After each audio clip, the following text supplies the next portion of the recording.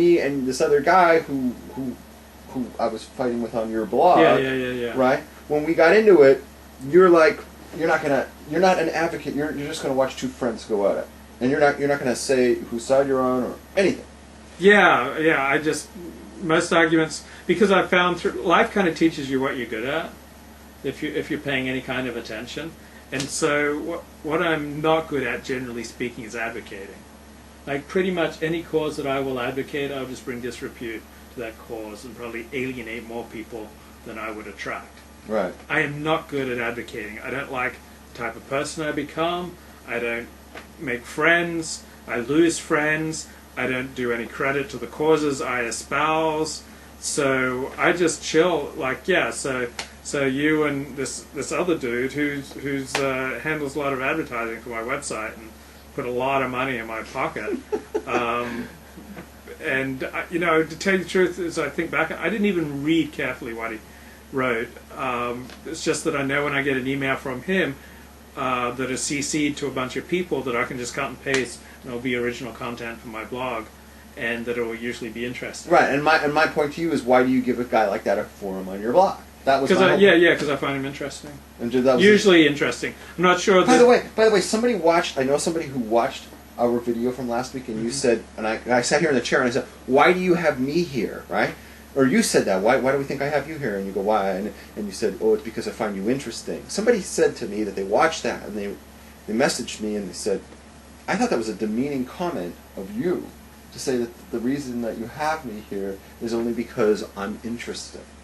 And I said, I don't have a problem with that at all. I wasn't offended at all by that. I have no problem with that. But they took it as, right. It's like you're not even going to be friends with me. Like you're an insect. Yeah, He's an insect, and yeah. But I said, you got to understand, I'm the type of person that I don't expect people to be friends with me outside of, And I said, like, you got to understand, me and Levy don't talk to each other all week. Yeah. We never see each other. We live like 2 minutes from each other. Yeah. We have nothing to do with each other, right? Yeah. So, like, if you could say, well, are you two guys friends? We're friends in the capacity that, like, we work do together. Yeah. We schmooze for a couple minutes after the show. We're on Facebook together. We email each other. Then that's it, right? Like, that's as far as it goes, guys. And so, if he says, I have you here because you're interested, not because you're a friend, but I'm not offended by that. But I think interesting. I guess other people. Most people would find that that's a put down, but they find it a put down because they see that we're so comfortable together. Right. They assume that we're friends off of camera. Right. It doesn't work that way. Right. We're probably like even more colleagues. Yeah, we're colleagues. Like we have a shared show that we do together. Right. We show up to do the show, and we're good about it, and then that's it. We go our separate lives. It's like guys on a football team or a baseball team, right? You think these guys hang out with each other? Right. They don't. Right, maybe on the road they do. Right. They go on the road, they go out to dinner together. But when they're at home, why would they want to see each other? No. Okay, so there's that, and then I wanted to cut in and talk about. I was mentioning. I made the example last week. If there's anybody still paying attention. Yeah. I think we bored him to death this week. That Levy's attitude reminds me of Sephardic attitude. Interesting, yeah. And my attitude is very Ashkenazi, and I will get into that. That it's been my experience, and it was pointed out to me. And can I do a shout out to somebody? Yeah. To a person? I have a friend and from MySpace, and her name is Michal. Hello, and she. I think it was her. Man, if I'm wrong on this, she explained to me a very interesting concept. That Jews who come from a Hispanic country, that their lineage is in Hispanic countries, tend to not take sides when they're not involved in the fight. They will do anything other than take sides when they don't have a dog in the fight. Right. To the point that if they see two sides fighting, not only will they not take sides, but they will go out of their way to make both sides feel like they're a friend to them. Yeah. And it doesn't matter who's right or who's wrong. Right. They will never express any favoritism or take a side in the matter whatsoever. And the reason is historically that Spartan Jews were always afraid that when the Goyim got into a fight with each other, that the winning side might kill them afterward. And with good reason. Yeah. It's not a delusional reason. Right. So if they chose the wrong side, and you got a 50-50 chance, right? If they chose to align themselves with the wrong side, and that side got killed, then the winning side would go on to kill the Jews afterwards for siding with the wrong team. Mm-hmm. So as a result of that, Spartan learned, we do not get involved in fights that are not ours. And it's not just on the global scale when you're talking about armies of the Goyim, but also if it's your friends fighting. Yeah. It's just a type of mentality that's taught generation to generation in the home, that you do not get into fights that aren't yours. Yeah. You do not take sides when your friends are fighting. You just stay neutral, and you don't just stay, I'm out of this, but you go the other direction and you embrace both sides. You don't try to play peacemaker. That's not your job.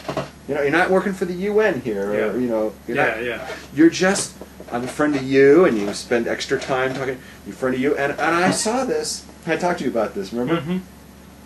On Facebook, I had like 1 million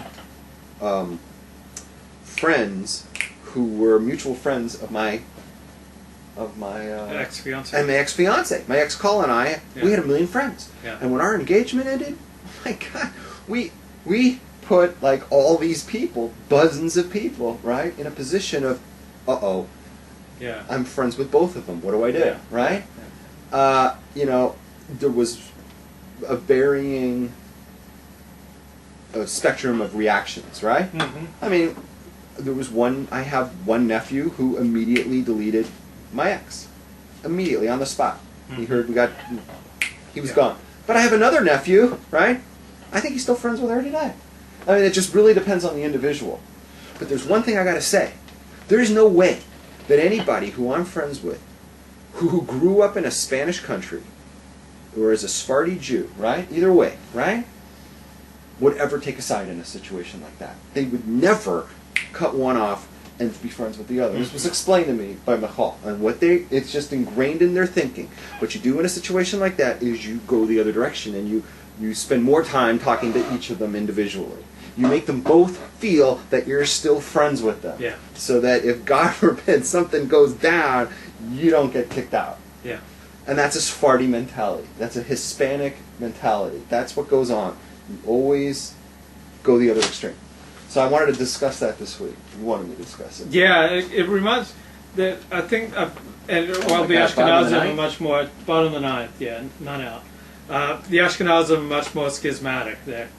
They have many more controversies, and they're more likely to put people in harem. Oh my God, I want to talk to that point too. And Sephardim have always been more, tolerant of each other. And you go to a Sephardic shul, you'll find Haredim, like mixing with secular Sephardic Jews, and they do it easily. Like, they will pour drinks for each other, share, food together, break bread together, without a problem. Like people who drive to shul, no problem, on a motorbike. I've seen that in the rocket shul. And they will mix a kiddush with Haredim. Oh my gosh, but I'm the last out. Wow, that was quick. So that's I find really interesting about Sephardic Jews is from the super religious to the secular. The secular treat the religion with respect, and the religious don't, trash the secular. So the Sephardim tend to all get along. I find a parallel to what you're talking about in the Ashkenazi life, in that I find many Ashkenazi Jews, and I'm sure many Sephardic Jews, don't like it when Jews have political power. It makes them nervous, because if something goes wrong, Jews will get blamed. Oh, that's interesting. So I had Orthodox friends who were Ashkenazi who did not like it that Joe Lieberman was vice president on Al Gore's ticket. They don't want Jews I hear that. in political life, in positions of public authority, because if something goes wrong, it could easily make the goyim. I have